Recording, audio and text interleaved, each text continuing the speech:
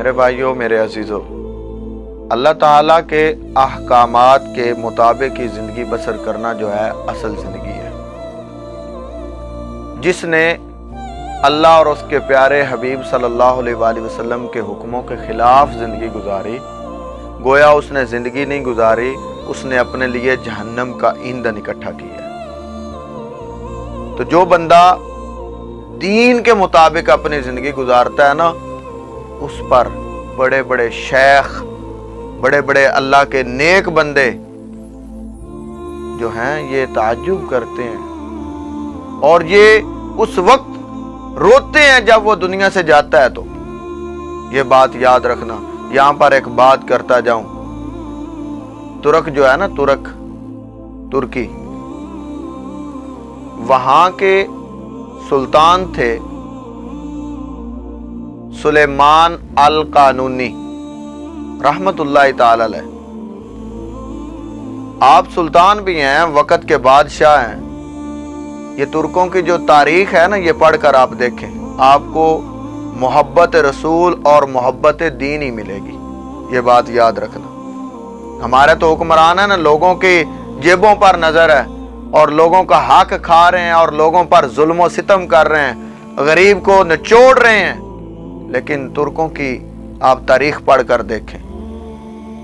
سلیمان القانونی رحمت اللہ تعالی علیہ، میں اس لیے رحمت اللہ تعالی علیہ کہہ رہا ہوں کہ ان کے کام جب میں نے پڑھے تو مجھے پتا چلا کہ یہ تو محبت رکھنے والے ہیں، دین سے محبت رکھنے والے ہیں، دنیا سے نہیں۔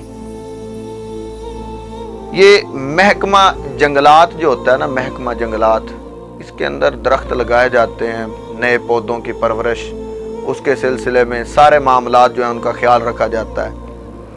تو درخت لگائے ہوئے تھے، تو جو مالی تھے انہوں نے آ کر نا سلطان اعظم کو شکایت کی کہ جو ہم نے پودے لگائے ہیں ان کے جڑوں میں کیڑیوں کی تعداد زیادہ ہو گئی ہے،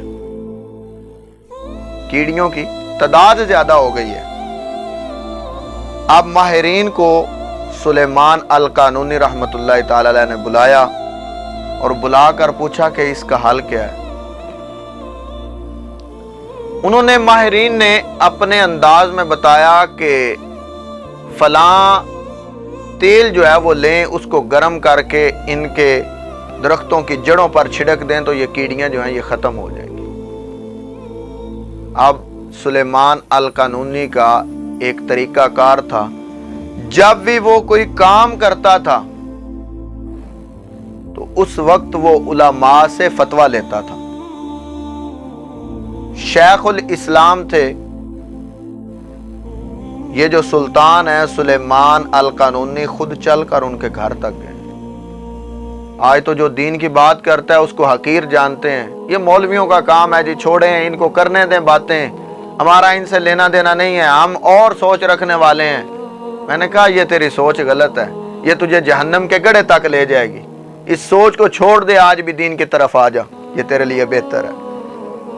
آپ شیخ صاحب کے گھر گئے جو فتویٰ دیتے تھے، مفتی تھے، آج تو ہر بندے مفتی بن کر بیٹھا ہوا ہے۔ ان کے گھر گئے لیکن وہ اپنے گھر موجود نہیں تھے۔ وہاں پر ایک خط لکھا ایک شعر کے اندر اور رکھ کر آ گئے۔ جب شیخ صاحب واپس آئے تو آ کر دیکھا یہ کاغذ پڑا ہے، اس کے اوپر لکھا ہوا تھا کہ کیا اللہ کی یہ مخلوق ہے چیونٹیاں، ان کو مارنے کا کوئی گناہ تو نہیں ہوگا؟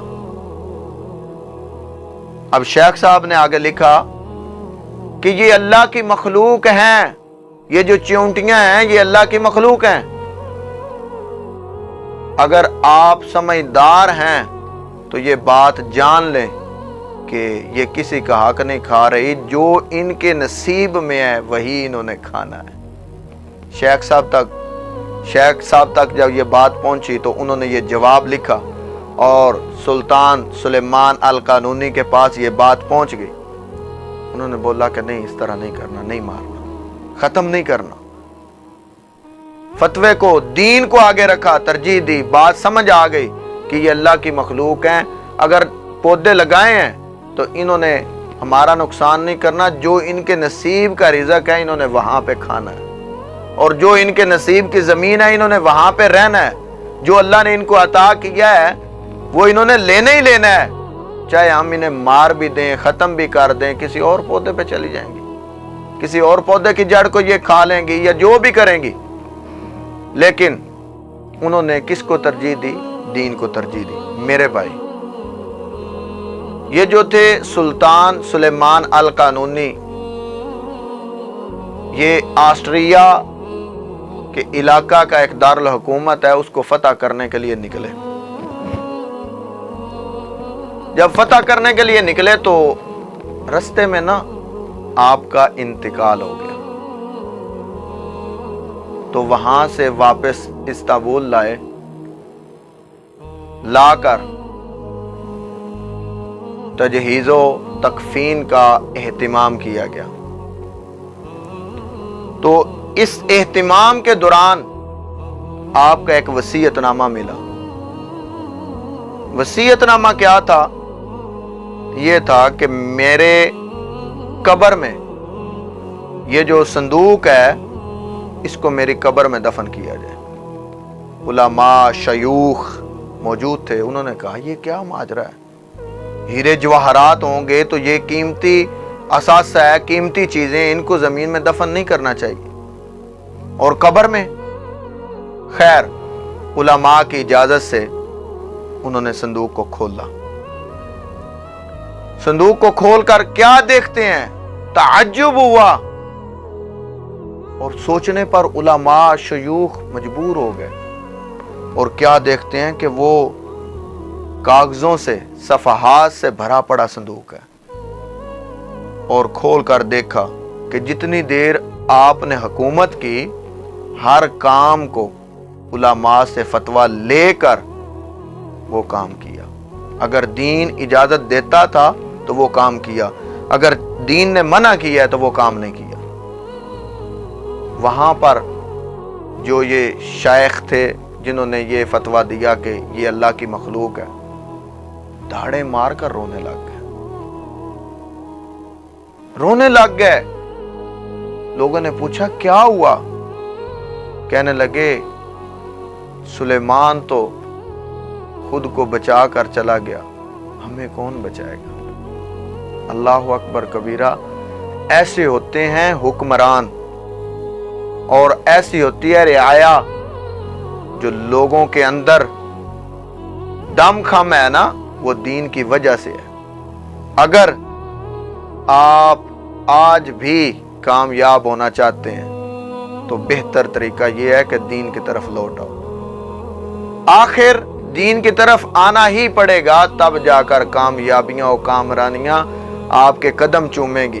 اگر آپ دین سے بھاگیں گے، علماء پر اپنی زبانیں جو ہیں وہ چلائیں گے، طرح طرح کی باتیں بنائیں گے، اور ہر وقت اپنی زبان کے نشانے پر علماء کو رکھیں گے، تو کبھی بھی فلاح نہیں پا سکیں گے۔ فلاح اس وقت پائیں گے جب آپ علماء حق، علماء دین سے محبت کریں گے، کیونکہ انہوں نے ہمیں دین بیان کر کے سنانا ہے، رسول اللہ کی محبت کی باتیں سنانی ہیں، اور سنیں بھی اس کو جو مکمل عالم ہو اور رسول اللہ کی محبت کا درس دینے والا ہو۔ اس بندے کو کبھی بھی نہ سنیں جو حضور کے کپڑوں کو بھی میلا کہتا ہے۔